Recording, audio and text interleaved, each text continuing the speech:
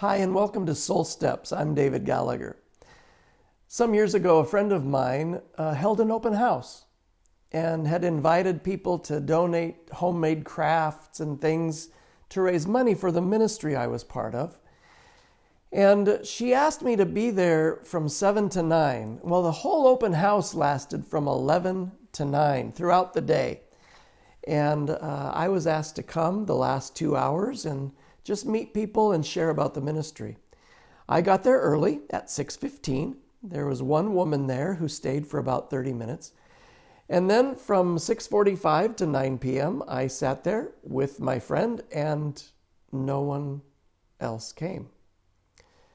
I was not as disappointed for me, for the ministry, as I was for my friend who had gone all the trouble to put this thing on.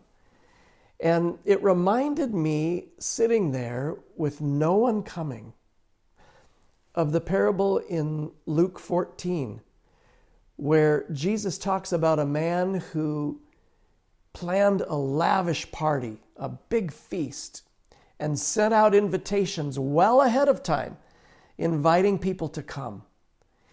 And in the end, as the banquet hall doors were opened and none of his invited guests were showing up, his servant came to him and said, "Sir, nobody is here and it's almost time." Rather upset, the party thrower, and in the story, the parable, the party thrower is God himself. Upset, he tells his servant, "Go out into the towns and the villages and invite people to come, the poor, the lame, the outcasts of society, and get this room full." Well, he did that part, came back and said, "Sir, there's empty seats." Then the thrower of the party said, "Go out into the country lanes and the byways, go out farther and get those people in here. Invite the people that otherwise would never be invited to a party like this." So the servant went out to the countryside and the rural places, and he invited all those people, and they came. The room was full. Interestingly, the people Jesus was telling this story to were in a dinner with Jesus at a religious leader's house. And it was a room full of, as we would call them, elites. And Jesus told them this story because the very ones he was speaking to at that dinner were the ones that God was inviting. And they were the high society people. Come, you guys, come to the banquet I'm going to throw one day. You're invited now. But Jesus knew that many of them in that room that he was having dinner with would be the ones that would not show up. The Bible says that in the parable, one said he bought land and he had to tend to it. Another bought oxen and he had to go plow. Another one just said, "Hey, I just got married, so my attention is given to my new bride or my new groom." Reason after reason why they couldn't come. Here's the thing. In the great feast, the great banquet that God will throw someday, he knows that it's the people in this world who are often the ones invited, the ones in high society, the ones who already have it all, seemingly, who will end up not accepting his invitation. And it's the people who know they need God.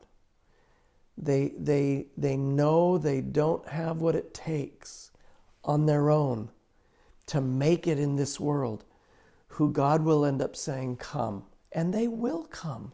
They'll respond. Can I encourage you today? Don't refuse God's invitation. I don't care if you've got all the success in the world or if you don't have a dime to your name.